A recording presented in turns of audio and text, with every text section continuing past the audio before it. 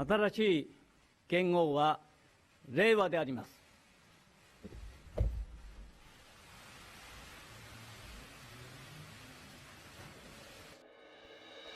Selamat Tahun Baru 2026. Semoga tahun ini menjadi tahun yang lebih baik berbanding tahun-tahun sebelumnya. Amin.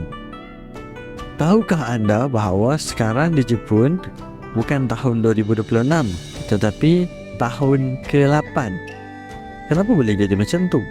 Kerana Jepun menggunakan sistem Gengo. Gengo adalah nama era yang digunakan dalam kalender Jepun. Setiap era dinamakan untuk menandakan zaman pemerintahan seorang maharaja. Contohnya maharaja sekarang, Maharaja Naruhito, era beliau dinamakan Reiwa. Kalau Maharaja Akihito, era beliau dinamakan Heisei. Begitu juga dengan Maharaja Hirohito, era beliau dipanggil Showa. Sistem ini datang dari tradisi Cina dan masih digunakan dalam urusan rasmi di Jepun. Sistem Gengo ini mula diperkenalkan di Jepun pada tahun 645 Masihi. Era pertama yang rasmi ialah era Taika, sebahagian daripada reformasi Taika. Era Taika bermula ketika pemerintahan Maharaja Kotoku. Setelah keangkatan Maharaja Kotoku, terdapat beberapa gangguan pada sistem Gengo tersebut, namun kemudian diteruskan dari abad ke-8 dan dipakai sehingga hari ini. Nama-nama era tersebut majoritinya diambil dari sumber kesusasteraan Cina, kerana amalan ini asalnya diambil daripada amalan Maharaja Cina.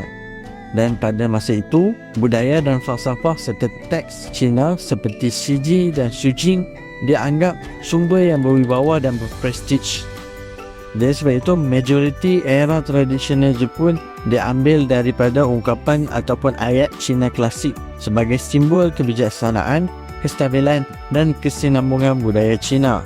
Hanya satu saja era yang menggunakan sumber kesusasteraan Jepun, yakni Reiwa, yakni zaman sekarang lah, era sekarang lah. Itu menandakan satu peralihan simbolik dari kesusasteraan Cina kepada kesusasteraan Jepun pula.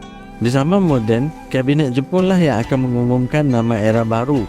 Sebelum ini, ia diumumkan oleh pihak istana. Sebagai contoh, era Heisei diumumkan oleh Ketua Setiausaha Kabinet Jepun, Keizo Obuchi. Manakala Reiwa pula diumumkan oleh Ketua Setiausaha Kabinet Jepun pada waktu itu, Yoshihide Suga. Apabila berlakunya kemangkatan Maharaja ataupun Maharaja turun tahta, Kabinet Jepun akan bermesyuarat dengan ahli-ahli falsafah, ahli sastra dan sebagainya untuk menentukan nama mana yang sesuai untuk era berikutnya. Pelbagai nama akan dibentangkan dan hanya satu nama sahaja yang akan dipilih.